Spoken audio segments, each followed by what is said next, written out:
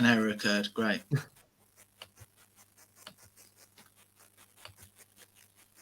Hello, everybody, and welcome back to Between the Ropes TV. And it's been a massive few weeks of boxing for us fight fans, and it doesn't stop there because we've got yet another big preview and a big fight coming this week.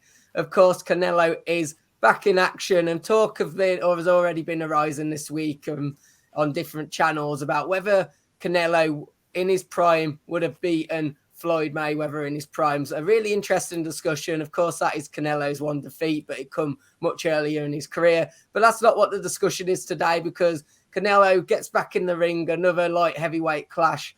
Josh, how much are you looking forward to this one? Because people will say he's a champion at this level, but there's a bit of controversy around that, how he won it. You know, obviously an opponent that was past his prime, and some would probably argue the easiest of those championships to pick up. So is this where we're really going to see Canelo actually tested at light heavyweight? I think it is, yeah. I mean, don't get me wrong, I don't buy into the hype about, he took the easy route because Sergey Kovalev, yeah, he was 36 at the time of the fight. Yeah, he was probably past his best. But let's not forget, well into his 30s, he was considered the most fearsome puncher on the planet. And, Canelo's very small to be going up to light heavyweight. So, any advantages he may have gained from Kovalev's age, he's lost through his natural sort of size and build. So I don't buy that. And let's not forget, he knocked him out clean, which shows the power that Canelo's actually possessing. But as for this one, this is the fight where, there's talk of Canelo, does he want to go for a two-weight undisputed champion? We know he's done it at obviously super middle. Can he do it at light heavy? And I think with Bivol and Beterbiev, they're 1 and 2 in everybody's book. Who's which, who's 1 and who's 2, that'll vary. But this is a seriously dangerous opponent. It's a seriously dangerous fight, and massive, massive respect to Canelo for taking it. And it's interesting that, isn't it? Because when you're having a look actually at light heavyweight, BoxRec actually have Callum Smith ranked as number 1. But, I think it's an interesting one, that is. I mean, as you said, I think this is a massive step. It's a massive step up in terms of light heavyweight for him. He comes up against an opponent that's really dangerous. It's going to be a really good fight. A lot of fight fans are going to be really interested in this one. And to be fair to Canelo, it's almost a fight he didn't have to take. I mean, I always thought he was going to go into light heavyweight, kind of collect that championship with maybe, and then just, that would be it. He's done it and that's it. But he's decided to continue this route. And it's interesting, isn't it? Because, he probably could have took an easier route if he wanted to. And to be fair, this is going to be a real test. Josh, do you reckon he's decided to have another fight at light heavyweight, though, because of those critics, those people that maybe question the fact whether he'd legitimately done it at this level? Well, I think it's easy to forget with Canelo. With him, he's only 31, so he's in his prime. But it's easy to forget that he's had over 60 pro fights. He's 57 wins. The one sole Floyd Mayweather defeat and a couple of draws. Yeah, 39 stoppages within that, and everybody forgets how experienced he is. He turned pro at 15. So I think when you've got all the money, what else is there? If you take an easier fight, do you then actually run the risk of you don't train properly for it and you end up getting flattened by someone who you really shouldn't? And that argument also, although Bivol's also 31, he's only had 19 professional fights. He's won them all with 11 stoppages. But, as we saw, he was inactive. He'd had 18 months out the ring, came back May last year against Craig Richards on the Matchroom bill.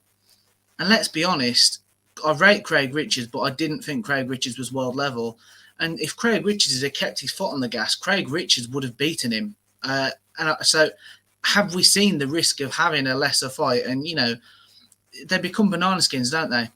Yeah, and I think you're right with that. I think the interesting thing about obviously this fight is I think you've alluded to there. Obviously, Bivol's knockout percentage isn't amazing, and I think maybe that's something Canelo will give Canelo that real go on and attack energy, because in believing he can win this one, because you do feel that it's probably gonna have to take for Canelo to get stopped at this level to maybe not pick up the victory. I don't really see any light heavyweight unless they can really use their height advantage and their reach which is a very hard thing to do against Canelo. I just don't see them. I just don't see a scenario where he actually loses on points.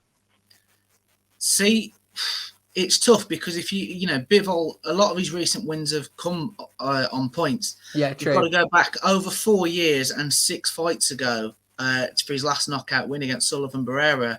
You know, since then, in fairness to him, he's beat Joe Smith, who's the current WBO champ. I do think he's the weakest of the champions, but it's still a good win on your record.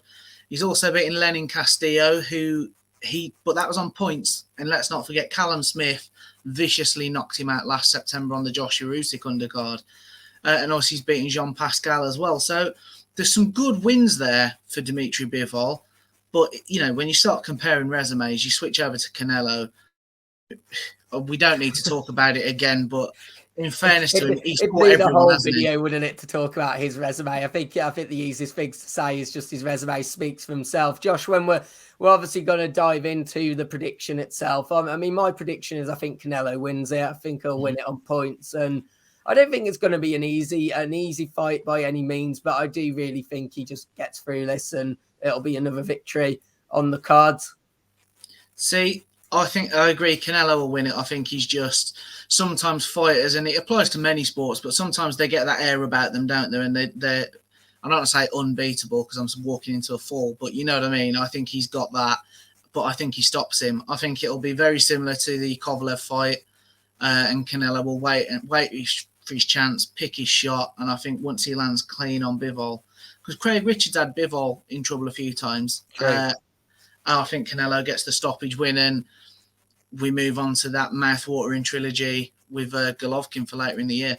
Yeah, of course. That is the fight that's being set up. And again, another brave fight to take because the critics will say, a couple of critics will say, and I think we have different opinions on this, but, you know, and like a lot of people do, when it comes to Golovkin, a lot of people do feel that maybe Canelo at least lost one of them and it was a little unfair, but that's a discussion for another day. And of course, it will be a discussion when them two do face each other, hopefully at the end of the year or at some point this year. But Josh, we've ended up predicting a Canelo win. Guys, in the comments, let us know your prediction. Also, let us know, do you disagree with us? Obviously, we've gone for a different way of victory. Let us know your way of victory as well. And as we always say, make sure to hit that like button, subscribe to the channel as well.